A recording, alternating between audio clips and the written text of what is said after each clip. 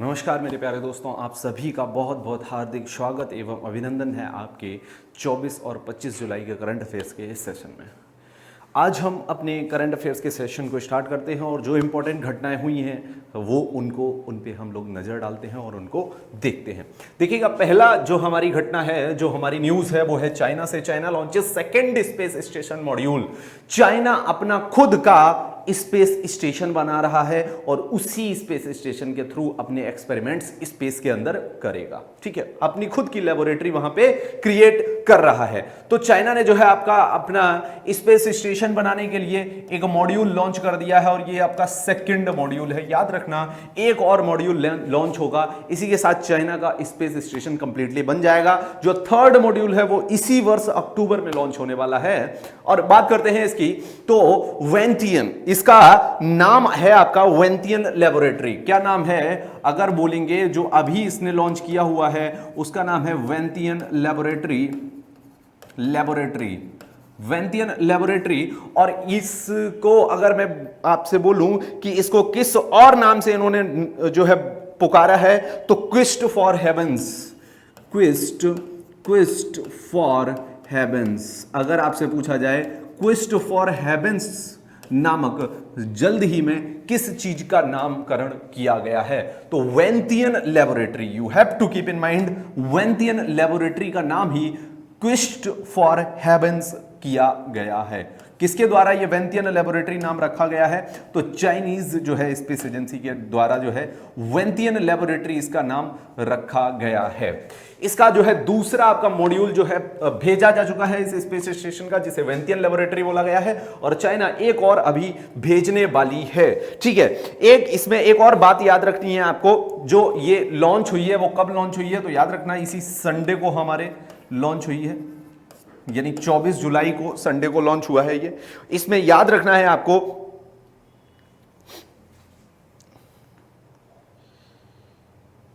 ठीक है।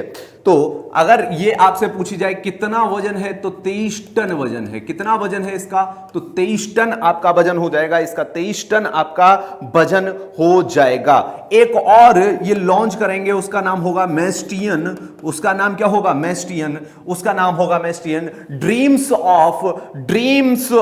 Dreaming of the heavens. इसका इन्होंने जो कोड वर्ड दिया है या इसे बोला है, वो बोला है dreaming of the heaven's. Dreaming of the heaven's. और क्विस्ट फॉर हेवेंस किसे नाम दिया है, तो वेंटियन लेबोरेटरी को, और मैगथियन को नाम दिया है dreaming of the heaven's. Dreaming of the heaven's. ये दोनों ही आपके सपोर्ट सिस्टम किसके द्वारा लॉन्च किए गए हैं, तो चाइना के द्वारा लॉन्च किए गए हैं। और चाइना के द्वारा क्यों लॉन्च किए गए हैं, क्योंकि अपना स्पेस स्टेशन खड़ा करने जा रहा है ये। किसमें, स्पेस के अंदर अपना एक स्पेस स्टेशन बनाने वाला है। अब आपसे पूछा जाएगा, जो वेंटियन लेबोरेटरी है ये चाइना के किस रॉकेट ने लॉन्च की हुई है, तो लॉन्ग मार्च 5B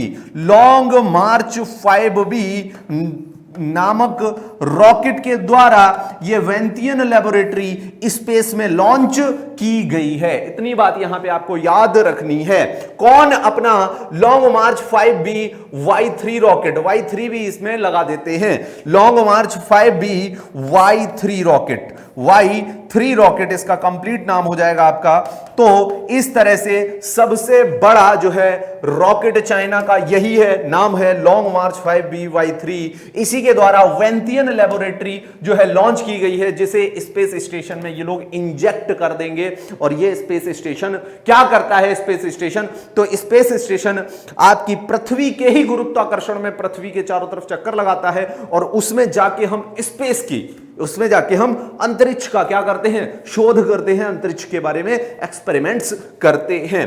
तो अपना खुद का स्पेस स्टेशन जो है आपका तैयार करने जा रहा है। अगर पूछा जाए कि ये कहां से लॉन्च किया गया वेंटियन लेबोरेटरी, तो याद रखना Wenchang space launch centre. Wenchang space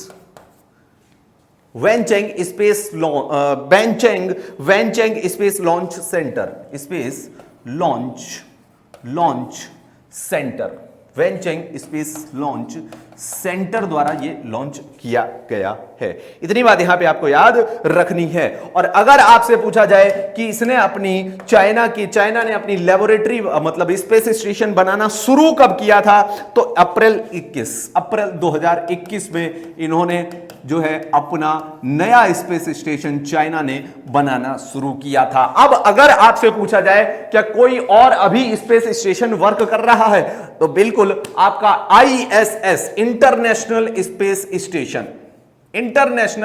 station आपका जो है काम कर रहा है। और ये किस ऑर्बिट में है, तो लोअर अर्थ ऑर्बिट में है। कहां पे है, लोअर अर्थ ऑर्बिट में ये जो है रोटेट कर रहा है। याद रखना है लोअर अर्थ ऑर्बिट का मतलब आपका हो जाएगा कितने किलोमीटर पृथ्वी से, तो 400 किलोमीटर ऊपर है। ये पृथ्वी से कितने किलोमीटर ऊपर है, तो 400 किलोमीटर ऊपर लोअर अर्थ ऑर्बिट में इंटरनेशनल स्पेस स्टेशन आपका अभी रोल आउट है। और उसी पे सारे के सारे जो है एक्सपेरिमेंट्स वहीं पे रह के किए जाते हैं। जो भी आपके एस्ट्रोनॉट्स साइंटिस्ट जाते हैं वो आपके ISS में ही क्या करते हैं, इन लोगों का होटल है ये, ऐसे मान सकते हो आप। लेकिन इस होटल में ये लोग तभी जाते हैं जब इनको कोई एक्सपेरिमेंट या शोध करना होता है। ठीक है, तो इस तरह लोअर अर्थ ऑर्बिट में ये आपका रोटेट कर रहा है, जो कि अर्थ से यानी पृथ्वी से कितने किलोमीटर ऊपर, तो 400 किलोमीटर ऊपर आपका रहता है। और पृथ्वी का अगर पूछा जाए इंटरनेशनल स्पेस स्टेशन पृथ्वी का पूरा परिभ्रमण यानी चक्कर कितने टाइम में लगा लेता है, तो 90 मिनट्स, ओनली 90 मिनट्स। याद ये रखना है आपको। साथ में एक चीज और याद रखनी है कि इसकी जो है आपकी स्थापना कब हुई थी, यानी कब बनाया गया था, तो याद रखना 1998 में। कब, तो 20 नवंबर 1998 में जो है यह आपका बनाया गया था। अब यहां पे एक और बात आपको याद रखनी है कि इंटरनेशनल स्पेस स्टेशन को बनाने में किस किस देश ने जो है मदद की है। तो एक तो नासा हो जाएगी। किसकी एजेंसी है नासा, तो नासा आप सभी को पता होगा किसकी एजेंसी है, USA यानी अमेरिका की स्पेस एजेंसी क्या हो जाएगी, नासा हो जाएगी। रॉसकॉस्मोस एक और स्पेस एजेंसी, रॉसकॉस्मोस, कौन सी, रॉसकॉस्मोस आपकी कहां की हो जाएगी, रशिया की हो जाएगी, यानी रूस की स्पेस एजेंसी रॉसकॉस्मोस हो जाएगी। जेक्सा एक स्पेस एजेंसी है जापान की, जेक्सा कहां की स्पेस एजेंसी है, तो जापान की स्पेस एजेंसी है, जापान की स्पेस एजेंसी है जेक्सा। और ESA यूरोपियन स्पेस एजेंसी का भी बहुत बड़ा रोल रहता है। ESA यानी यूरोप की स्पेस एजेंसी, यूरोप के जो भी देश हैं उन्होंने एक स्पेस एजेंसी बना रखी है, ESA यूरोपियन स्पेस एजेंसी, उसका भी बहुत बड़ा रोल है इंटरनेशनल स्पेस स्टेशन को बनाने में। साथ में कनाडा की स्पेस एजेंसी CSA जो कि कहां की स्पेस एजेंसी है, कनाडा की स्पेस एजेंसी है। इन पांच स्पेस एजेंसी ने क्या किया है भाई, इन पांच स्पेस एजेंसी ने आपका ISS इंटरनेशनल स्पेस स्टेशन का निर्माण किया हुआ है। अब यहीं पे अगर हम भारत की बात कर लें तो कमेंट बॉक्स में आप बताएंगे कि भारत की स्पेस एजेंसी का नाम क्या है। सिंपल सा नाम है, विक्रम साराभाई जी ने उसको जो है फाउंडर हैं, विक्रम साराभाई जी ने हमारी स्पेस एजेंसी की स्थापना की थी। इसके हेडक्वार्टर्स आपको वेंगलोर में देखने को मिल जाएंगे। 1969 में इसकी जो है 15 अगस्त 1969 में हमारी स्पेस एजेंसी की स्टेब्लिशमेंट हुई थी। बताइए इसका कमेंट बॉक्स में नाम क्या होगा। इतनी बात यहां पे आपको क्लियर हो गई होगी about China and international space agency. Next point पे चलते हैं, नेक्स्ट जानकारी को यहां पे हम लोग देखते हैं। तो देखिएगा, बताइएगा ये क्या है आपका, तमिलनाडु सेंड्स इसेंशियल कमोडिटीज, जो जीवन निर्वाह के लिए जरूरी वस्तुएं हैं वो तमिलनाडु ने किसके लिए भेज दी, श्रीलंका के लिए भेज दी। और ये तीसरा बार है जो भारत किसी भी इसेंशियल कमोडिटी को कहां भेज रहा है, तो आपका श्रीलंका के अंदर भेज रहा है। इसे भेजने वाली आपकी कौन है, तो कानिमोजी है। कानिमोजी ये कौन है आपकी, कानिमोजी आपकी एक MP है, कानिमो जी करुणानिधि करुणानिधि। अगर पूछा जाए ये एमपी मेंबर ऑफ पार्लियामेंट है, भारत के किस लोकसभा क्षेत्र की मेंबर ऑफ पार्लियामेंट है, तो आपको याद रखना है ये आपकी थुत्तुकुड़ी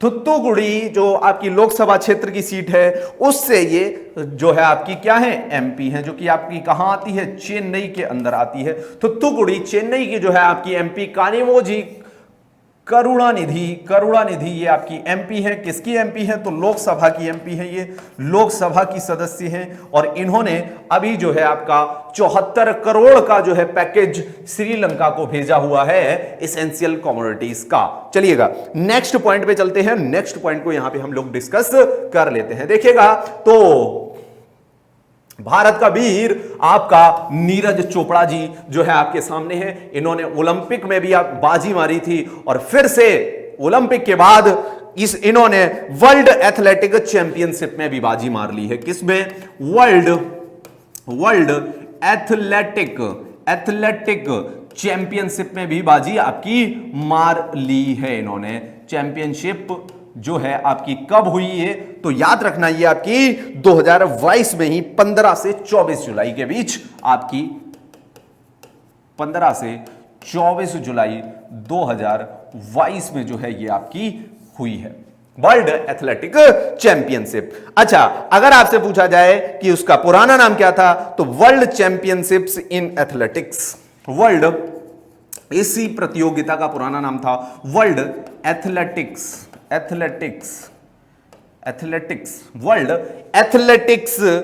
world championships in athletics. World championships, बिल्कुल, वर्ल्ड चैंपियनशिप्स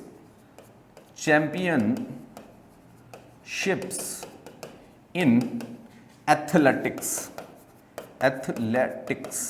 ये इसका पुराना नाम, फॉर्मर नाम था। अच्छा, ये जो वर्ल्ड एथलेटिक चैंपियनशिप्स है ये क्यों बनाई गई, तो एक बार क्या घटना हुई थी, बहुत बड़ी घटना हुई थी। क्या घटना हुई थी, तो आपकी इंटरनेशनल ओलंपिक कमेटी है। क्या है, इंटरनेशनल ओलंपिक कमेटी।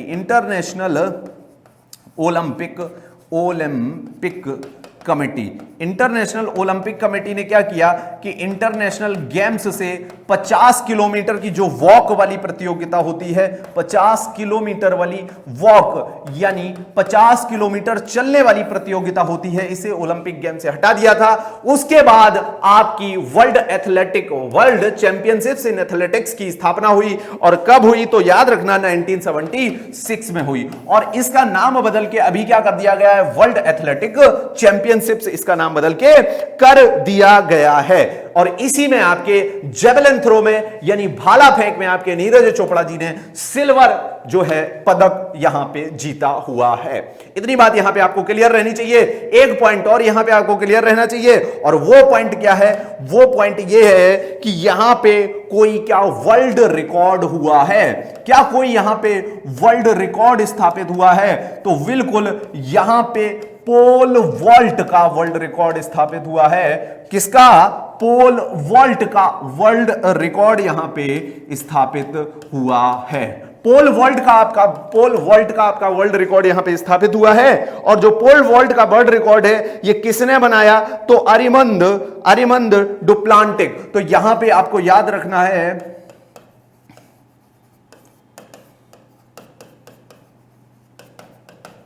अरिमंद डुप्लांटिस ने जो है यहां पे क्या किया है, आपका जो है क्या किया हुआ है, तो यहां पे आपका किसमें, पोल वॉल्ट में वर्ल्ड रिकॉर्ड बनाया हुआ है। पोल वॉल्ट में वर्ल्ड रिकॉर्ड आपका बनाया हुआ है। किसने, तो याद रखना अरमंद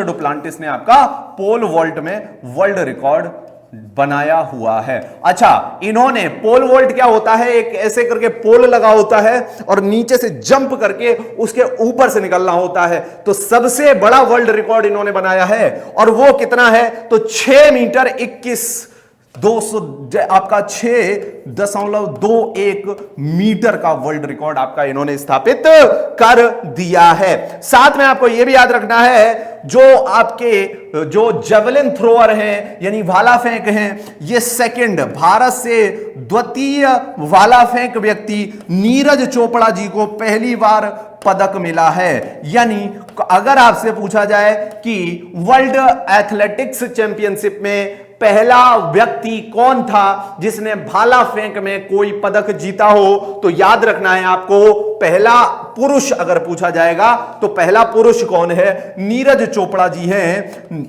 नीरज चोपड़ा जी हैं और इन्होंने 2022 की प्रतियोगिता में कौन सा पदक जीता है ये तो आपको अच्छे से पता होगा, सिल्वर पदक जीता है। और भारत का प्रथम व्यक्ति अगर आपसे पूछा जाएगा तो वो आपकी हो जाएंगी महिला अंजू बॉबी जॉर्ज। वो आपकी हो जाएंगी कौन, महिला होंगी, उनका नाम है अंजू बॉबी जॉर्ज जो है उनका क्या हो जाएगा, अंजू बॉबी जॉर्ज उनका नाम हो जाएगा। तो इन्होंने कब जीता था, तो 2003 में। ठीक है, इतनी बात आपको यहां से याद रखनी है। नेक्स्ट पॉइंट पे चलते हैं, नेक्स्ट पॉइंट को देखते हैं और उसको डिस्कस करते हैं। High alerts as Delhi reports monkeypox. Delhi में मंकी पॉक्स हुआ है तो क्या हो गए हैं, हाई अलर्ट हो चुके हैं भाई। देखो मंकी पॉक्स जो आपका दिल्ली में हुआ है उसकी वजह से भी क्या है, पूरे देश में हाई अलर्ट हो चुका है। लेकिन हम पूरे देश की ही बात नहीं करेंगे, विश्व भर की बात करेंगे, क्योंकि हमारा देश तो वसुदेव कुटुंबकम पर चलता है। तो अगर पूरे विश्व की बात करेंगे तो मंकी पॉक्स को पब्लिक हेल्थ इमरजेंसी जो है घोषित कर दिया गया है वर्ल्ड हेल्थ ऑर्गेनाइजेशन के द्वारा। विश्व स्वास्थ्य संगठन द्वारा मंकी पॉक्स को पब्लिक हेल्थ इमरजेंसी घोषित आपका कर दिया गया है। लेकिन भारत में चौथा केस आपको मंकी पॉक्स का मिल चुका है। भारत में आपको चौथा केस मंकी पॉक्स का मिल चुका है। अगर बात करेंगे सबसे ज्यादा केस किस देश में है, तो याद रखना स्पेन में 3125 केसेस आज की तारीख तक आपके रिपोर्ट किए जा चुके हैं। इस बात को भी आपको नोट रखना होगा। अगर भारत की बात करेंगे तो national centre for disease control, national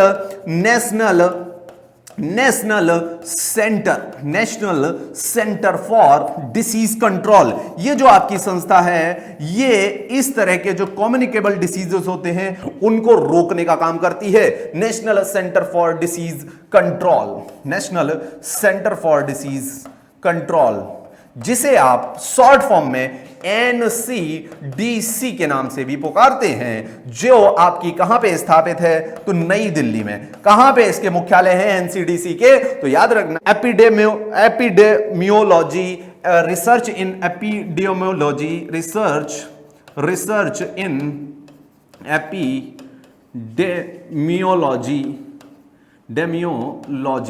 इसमें रिसर्च करती है, एपिडेमियोलॉजी में रिसर्च करती है। साथ में ये कंट्रोल करती है, कंट्रोल इन कम्युनिकेबल डिसीजेस, किसमें, कम्युनिकेबल डिसीजेस को कंट्रोल करती है। कम्युनिकेबल डिसीज कौन से होते हैं, जो डिसीजेज आपके बहुत तेजी से फैलते हैं, हवा के सहारे से, पानी के सहारे से, व्यक्ति के टच करने के सहारे से, इनको कम्युनिकेबल डिसीज बोलते हैं। तो जो कम्युनिकेबल डिसीज है इनको कंट्रोल करने की कोशिश करती है और एपिडेमियोलॉजी की रिसर्च करती है कौन सी संस्था, तो national centre for disease control, NCDC। इसके मुख्यालय आपको नई दिल्ली में मिल जाएंगे। 1963 में इसकी स्थापना हुई है। याद इतना रखना है कि इसने नए एकदम डाटा को रिलीज किया है कि जल्दी ही इसकी जो है हर स्टेट में जांचें शुरू कर दी जाएं, ऐसा इसके द्वारा बोलना है। ठीक है, अगर आपसे पूछा जाए कि इसके अभी NCDC के चेयरमैन कौन है, तो याद रखना डॉक्टर सुजीत कुमार सिंह। अगर आपसे पूछा जाएगा NCDC के चेयरमैन अगर आपसे पूछे जाएंगे, national centre for disease control, NCDC के अगर आपसे क्या पूछे जाएं, चेयरमैन साहब पूछे जाएं, तो आपको याद रखना है चेयरमैन आपके हो जाएंगे डॉक्टर सुजीत कुमार सिंह। डॉक्टर सुजीत कुमार सिंह जो है आपके इसके चेयरमैन आपको देखने को मिल जाएंगे, सुजीत कुमार सिंह। ठीक, इतनी बात आपको यहां पे याद रखनी होगी related to monkeypox and NCDC. Next point हमारा आता है Ukraine set to resume grain exports. जो ग्रेन एक्सपोर्ट्स है वो रिज्यूम करने वाला है आपका यूक्रेन, मतलब अभी रशिया ने जो है फिर से उनके ऊपर जो है बम गिराया है, लेकिन अभी तक उनकी जो है वॉर जो खत्म हो चुकी थी, मतलब रुक चुकी थी, थम चुकी थी, वैसे ही यूक्रेन ने कहा कि हमारे यहां जो भी ग्रेन है उसे हम बेचेंगे और अपनी बुरी हालत को संभालने की कोशिश करेंगे, क्योंकि रशिया ने बहुत बुरा हाल कर दिया है यहां पे आपके यूक्रेन का। लेकिन जैसे ही ऐसा होता है, रशिया की डील भी हुई थी यूक्रेन के साथ, लेकिन जैसे ही ऐसा करने जाते हैं वैसे ही ओडेशा पोर्ट पर, जो कि आपका यूक्रेन में पड़ता है, ओडेशा पोर्ट पर फिर से हमला आपका कौन कर देता है, तो आपके रशिया हमला फिर से यहां पे कर देते हैं। तो अगर इसकी बात की जाए तो अगर लार्जेस्ट ग्रेन एक्सपोर्टर से आपसे पूछा जाए कि लार्जेस्ट ग्रेन एक्सपोर्टर कौन है, लार्जेस्ट ग्रेन एक्सपोर्टर वर्ल्ड में कौन है, यानी सबसे ज्यादा ग्रेन का निर्यात कौन करता है, तो यहां पे याद रखना है Russia. Russia is the largest exporter of grain, यानी रूस आपका सबसे ज्यादा ग्रेन का एक्सपोर्ट करता है। साथ में अगर भारत की बात करें तो भारत में नाच का कटोरा पंजाब को कहा जाता है। पंजाब को क्या कहा जाता है, नाच का कटोरा कहा जाता है, यानी आपकी bread basket of India, bread basket of India, bread basket, पूरे ही भारत को ब्रेड कौन खिलाता है, तो पंजाब खिलाता है, ब्रेड बास्केट ऑफ इंडिया, नाच का कटोरा पंजाब रहता है। इतनी बात यहां से आपको याद रखनी ही होगी। चलिए नेक्स्ट पॉइंट पे चलते हैं, नेक्स्ट पॉइंट को यहां पे डिस्कस कर लेते हैं। नेक्स्ट पॉइंट पे है any country can use CoWIN. CoWIN जो ऐप है वो फ्री में कोई भी देश आपका यूज कर सकता है। ये किसका कहना है, ये भारत सरकार का कहना है। अगर कोविन की बात करेंगे तो कोविन की जो है लॉन्च कब हुआ था, कोविन तो 16 जनवरी 2021 को। कब हुआ था, तो 16 जनवरी 2021 को आपका कोविन लॉन्च हुआ था। साथ में आपको यह भी याद रखना है जो कोविन लॉन्च हुआ था वो किससे संबंधित था, तो वो आपकी कोविड की वैक्सीन के रजिस्ट्रेशन के से संबंधित था, यह भी याद रखना है। साथ में आपको एक बात और याद रखनी है, कोविड वैक्सीन इंटेलिजेंस नेटवर्क, इसकी फुल फॉर्म अगर पूछी जाए तो कोविड वैक्सीन इंटेलिजेंस नेटवर्क, ये इसकी फुल फॉर्म हो जाती है। इतनी बात यहां पे आपको याद रखनी ही होगी। नेक्स्ट पॉइंट पे चलते हैं, नेक्स्ट पॉइंट को हम लोग यहां पे डिस्कस कर लेते हैं। बताइएगा, इस क्वेश्चन का सही आंसर दीजिएगा आप लोग। Where recently the high court allowed the son of an unmarried women to write only the mother's name in the documents में मदर्स नेम ही लिखने की अनुमति किस आपके जो है आपके सुप्रीम हाई कोर्ट ने दी है। कहां के हाई कोर्ट ने ये जो है आपकी दी हुई है, ये आपको बताना है। बताइएगा इसका सही आंसर, आप लोग बताइएगा इसका सही आंसर आप लोग यहां पे मुझे दीजिएगा।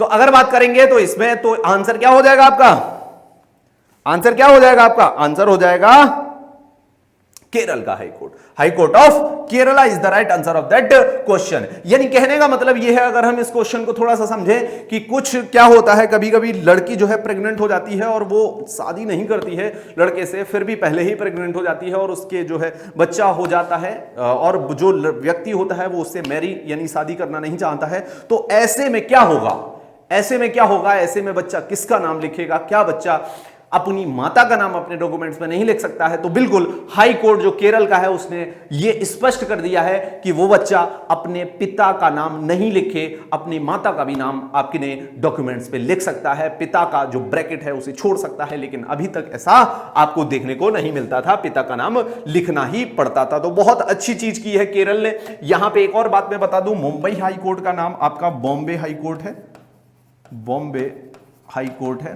इसकी स्थापना आपकी अगर आपको याद रखनी है तो 14 अगस्त 1862 में हुई थी, 1862 में। भारत का सबसे पुराना हाई कोर्ट कहा जाता है। साथ में प्रयाग हाई कोर्ट नहीं है, ये भी आपका क्या हो जाएगा, Allahabad high court, Allahabad high court.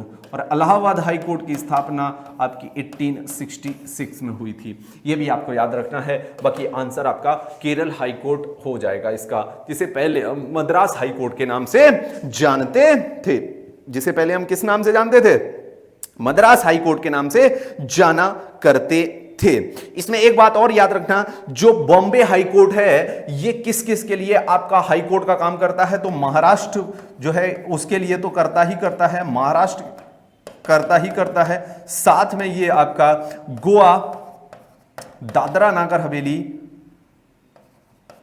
Dadra and Nagar Haveli, साथ में दमन एंड दीव, इन सभी के लिए हाई कोर्ट का काम करता है। यहां पे याद रखना है आपको, इसकी एक बेंच आपकी पणजी में भी लगाई जाती है, बेंच लगाई जाती है, लेकिन वो बेंच आपकी रिस्पॉन्सिबल होती है बॉम्बे हाई कोर्ट के ही लिए। इतनी बात आपको यहां पे याद रखनी है। अगर बात करेंगे कर्नाटका हाई कोर्ट की, जिसे मैसूर हाई कोर्ट ना, पहले क्या बोला जाता था कर्नाटका को, मैसूर हाई कोर्ट, इसका नाम था मैसूर हाई कोर्ट, अब ये कर्नाटका हाई कोर्ट हो गया है आपका।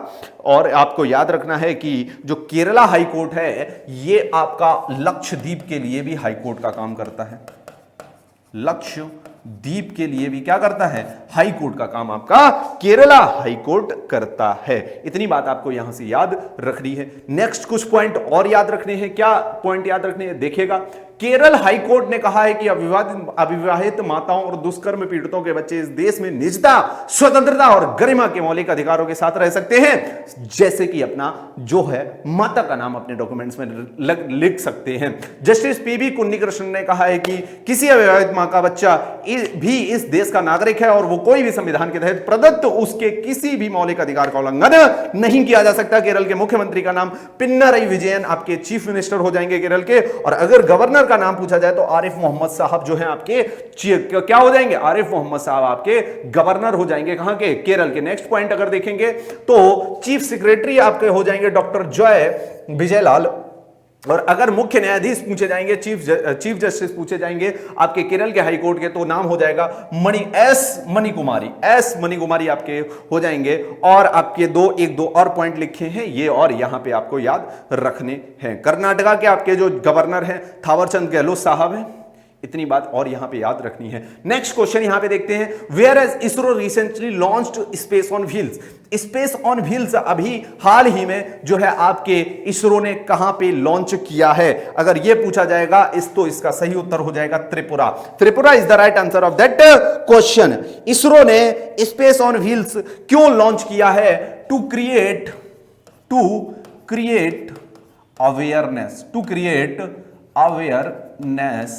अवेयरनेस फॉर स्पेस टेक्नोलॉजी, यानी स्पेस टेक्नोलॉजी के बारे में जिज्ञासा बढ़ाने की, लोगों में जिज्ञासा बढ़े उसके लिए, लोगों को जागरूकता बढ़ाने के लिए ये जो है स्पेस ऑन व्हील्स एक आपकी क्या की गई है, बस ले जाके उसमें बस में त्रिपुरा के बच्चों को या और कहीं के भी बच्चों को साथ में वहां पे जो भी अवेलेबल हैं उनको वहां पे दिखाया गया है, एग्जीबिशन किया गया है स्पेस की टेक्नोलॉजी का।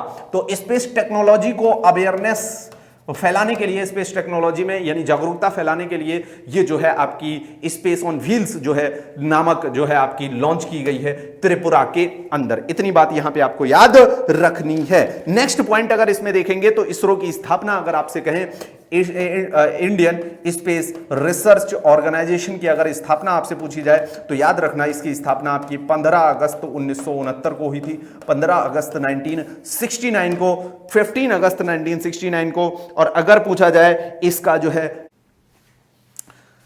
तो आपके कौन हो जाएंगे इसरो के चेयरमैन, श्रीधरा पनिकर सोमनाथ जी जो है आपके कौन हो जाएंगे इसरो के चेयरमैन,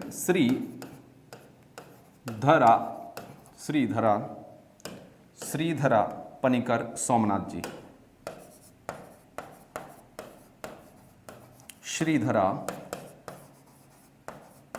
पनिकर सोमनाथ जी आपके क्या हो जाएंगे, इसरो के आपके चेयरमैन हो जाएंगे। नेक्स्ट पॉइंट पे चलते हैं। नेक्स्ट क्वेश्चन को यहां पे हम लोग डिस्कस कर लेते हैं। यहां कुछ पॉइंट है। अगरतला जो है राजधानी कैपिटल हो जाएगी आपकी त्रिपुरा की, और जो है छोटा सा शहर है, नॉर्थ ईस्ट में देखने को मिलता है। यहां के आपकी यहां पे आपको इसकी जनसंख्या और आपका जनसंख्या मतलब एरिया मिल जाएगा, क्षेत्रफल मिल जाएगा, जो है आपका जो त्रिपुरा है बांग्लादेश से और असम और मिजोरम से अपनी जो है बाउंड्री शेयर करता है। साथ में 2011 की त्रिपुरा की जनसंख्या आपको देखने को मिल जाएगी। त्रिपुरा के राज्यपाल का नाम सत्यदेव नारायण आर्य है। साथ में त्रिपुरा जो है मनिक सिंह शाह जो है यहाँ के जो है आपको जो है चीफ मिनिस्टर यहाँ के देखने को मिल जाएंगे। नेक्स्ट पॉइंट को देखते हैं। नेक्स्ट पॉइंट को यहाँ पे डिस्कस कर लेते हैं। तो स्पेस में चाइना के द्वारा स्पेस में जो है आपका क्या उगाया जा रहा है, तो गेहूं उगाया जा रहा है। कौन सी प्रजाति गेहूं की चाइना के द्वारा स्पेस में उगाई जा रही है, तो याद रखना चाइना की जनसंख्या ज्यादा है, तो वही जो है स्पेस की जगह बना रहा है कैसे भी, वहां से जो है आपकी जनसंख्या वहां पे निकले। ठीक है, तो वैसे तो जनसंख्या बढ़ाने में आपका भारत भी बहुत आगे है। तो लुयुआन 5002 है, यही आपकी जो है स्पेस में उगाई जा रही है। किसके द्वारा? चाइना के द्वारा। इतनी बात यहां पे क्लियर होगी। और यहां पे कुछ पॉइंट याद देख लो कि गेहूं में जो है सबसे दूसरे नंबर पे आता है उगाने में चाइना। लुयुआन जो है आपकी 340 किलोमीटर ऊपर पृथ्वी की सतह से ऊपर 340 किलोमीटर ऊपर उगाई जा रही है। अगर गुरुत्वाकर्षण जो है कम हो जाता है, निम्न हो जाता है वातावरण में आपके अंतरिक्ष के, तो डीएनए में भी क्या हो जाएगा, बदलाव आ जाएगा, सूक्ष्म परिवर्तन हो जाएगा। तो डीएनए में तब बदलाव आता है जब आपके वातावरण में परिवर्तन आ जाता है। किसी भी चीज में लिविंग बीइंग्स होगी तो उसके डीएनए में आपका चेंज आ जाएगा। अगर वो किसी भी चेंज इन्वायरमेंट में आपका क्या कर रहा है, वहां पे आपका सर्वाइव कर रहा है। ठीक है, करण वंदना गेहूं ये जो है आपका DW-187 के नाम से भी जाना जाता है। 120 दिन में पक्के तैयार होता है। उत्तर प्रदेश, बिहार, झारखंड और पश्चिम बंगाल में इसे उगाया जाता है। नेक्स्ट पॉइंट की यहां पे नेक्स्ट क्वेश्चन को डिस्कस करते हैं। नेक्स्ट क्वेश्चन में आ जाता है हमारा क्या, नेक्स्ट क्वेश्चन में आ जाता है when was income tax day celebrated. Income tax day कब सेलिब्रेट किया जाता है, तो उत्तर हो जाएगा 24 जुलाई। इसी 24 जुलाई आपके रविवार को इनकम टैक्स डे जो है सेलिब्रेट आपका किया गया। इतनी बात यहां पे आपको क्लियर रखनी ही होगी इनकम टैक्स डिपार्टमेंट के बारे में। और इससे इनकम टैक्स से रिलेटेड एक दो पॉइंट यहां पे आपको देखने हैं और उनको भी क्लियर करना है। 24 जुलाई को मनाया जाता है। साथ में याद रखना है इनकम टैक्स डिपार्टमेंट को आईटी डिपार्टमेंट या आईटीडी भी बोला जाता है। अगर पूछा जाए आईटी डिपार्टमेंट कहां पे स्थापित है, तो न्यू दिल्ली में आपका स्थापना इसकी हो चुकी है। इनकम टैक्स डिपार्टमेंट किस मिनिस्ट्री के अंदर आता है, तो मिनिस्ट्री ऑफ फाइनेंस यानी वित्त मंत्रालय के अंदर। और वित्त मंत्रालय के कौन से डिपार्टमेंट में, तो राजस्व विभाग में यानी रेवेन्यू डिपार्टमेंट में ये आपका आता है। नेक्स्ट पॉइंट अगर यहां से आपसे पूछा जाएगा तो क्या हो जाएगा, आयकर विभाग का नेतृत्व तो सर्वोच्च निकाय जो है सीबीडीटी, आयकर किस में आता है, central board of direct taxes department में आता है, सीबीडीटी में आता है। और साथ में आपको याद रखना है जो सीबीडीटी है ये सारे प्रत्यक्ष करों के डिपार्टमेंट को अपने अंडर में रखता है। अगर पूछा जाए इस आयकर विभाग की स्थापना कब हुई, तो 1860 में। यहां पे आपको एक बात और याद रखनी है, भारत का पहला बजट 24 जुलाई 1860 को प्रस्तुत हुआ था। भारत का पहला बजट 24 जुलाई 1860 को प्रस्तुत हुआ था। किसके द्वारा किया गया था, तो आपके जेम्स विल्सन के द्वारा किया गया था। भारत का पहला बजट कब प्रस्तुत किया गया, 24 जुलाई 1860 जेम्स विल्सन के द्वारा प्रस्तुत किया गया। अगर पूछा जाए इनकम टैक्स डिपार्टमेंट का मुख्यालय, तो नई दिल्ली आपका इसका उत्तर हो जाएगा। नेक्स्ट पॉइंट को यहां पे एक और डिस्कस कर लेते हैं। 1961 में आयकर अधिनियम में मूल चूक परिवर्तन किए गए और आयकर अधिनियम में व्यक्तियों, फर्मों, कंपनियों, स्थानीय प्राधिकरणों, समितियों, अन्य कृत्रिम न्यायिक व्यक्तियों के ऊपर आयकर लगाने की क्या दे दी गई, छूट दे दी गई, अधिकार दे दिया गया। अगर आयकर डिपार्टमेंट में कर्मचारियों की संख्या की बात करेंगे तो 46,000 कर्मचारी 2016-17 से अनुमानित आंकड़े पे अगर हम बात करेंगे तो इतने हो जाते हैं। इतना यहां पे आपको याद रखना होगा। नेक्स्ट क्वेश्चन हमारा आ जाता है आपके नेशनल फिल्म अवार्ड से। जिससे 68 यानी 68 में आपके नेशनल फिल्म अवार्ड्स, राष्ट्रीय फिल्म पुरस्कार दिए गए हैं। तो आपसे पूछा गया है प्रश्न, राष्ट्रीय 68 में राष्ट्रीय फिल्म पुरस्कार में कि किसको जो है बेस्ट पॉपुलर फिल्म के लिए पुरस्कार मिला है, तो तानाजी द अनसंग वॉरियर को आपका यह पुरस्कार दिया गया है। और याद रखना इन पुरस्कारों की घोषणा कब हुई है, तो 22 जुलाई को इन पुरस्कारों की घोषणा आपकी हुई है। इतनी बात यहां पे आपको याद रखनी है। नेक्स्ट पॉइंट आपका यहां पे रहता है कि जो ये आपके पुरस्कार हैं वो अनाउंस 22 जुलाई को किए गए हैं, लेकिन बेस्ट फीचर फिल्म का पुरस्कार किसे मिला है, तो बेस्ट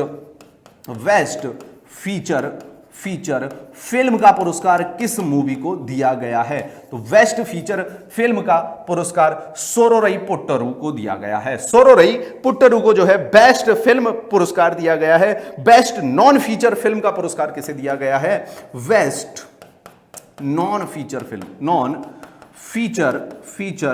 फिल्म का पुरस्कार किसे दिया गया है, तो याद रखना बेस्ट नॉन फीचर फिल्म का पुरस्कार आपको किसे दिया गया है, तो याद रखना है आपको अन्ना की गवाही, अन्ना की गवाही यानी testimony of Anna, testimony of Anna, Anna की गवाही, इसको आपका बेस्ट नॉन फीचर फिल्म का आपका क्या दिया गया है, बेस्ट नॉन फीचर फिल्म का आपका अवार्ड इसे दिया गया है। बेस्ट नॉन फीचर फिल्म का अवार्ड इसे दिया गया है। बेस्ट फीचर फिल्म का अवार्ड सोरोरई पोट्टरू को दिया गया है। बेस्ट फिल्म फ्रेंडली स्टेट अगर आपसे पूछा जाएगा, best film friendly state, best film friendly state का पुरस्कार अगर आपसे पूछा जाएगा तो याद रखना आप ये एमपी को दिया गया है। मध्य प्रदेश को, आपके अपने राज्य मध्य प्रदेश को best film friendly state MP को इसका अवार्ड दिया गया है। बेस्ट फिल्म जो है तानाजी है। और अवार्ड जो यहां पे दिए जाते हैं, जो आपके इसमें अवार्ड दिए जाते हैं, जो फिल्म जो नेशनल फिल्म अवार्ड होते हैं, राष्ट्रीय फिल्म पुरस्कार होते हैं, इसमें सिल्वर लोटस अवार्ड दिया जाता है। क्या दिया जाता है, तो सिल्वर लोटस अवार्ड आपका दिया जाता है। अगर आपसे पूछा जाए कि आपके राष्ट्रीय फिल्म पुरस्कारों में कौन सा अवार्ड दिया जाता है, तो सिल्वर लोटस फिल्म पुरस्कार दिया जाता है। साथ में जो बेस्ट पॉपुलर फिल्म का अवार्ड दिया जाता है, उसमें 2 लाख रुपए की राशि आपको प्रोवाइड की जाती है। चलिए, इसी के साथ आज हम अपने इस करंट अफेयर्स के सेशन को यहीं पे समाप्त करते हैं और आपसे विदा लेते हैं। कल फिर मिलते हैं, फिर हाजिर होते हैं आपके समक्ष। तब तक आप अपना ख्याल रखिए और पढ़ते रहिए।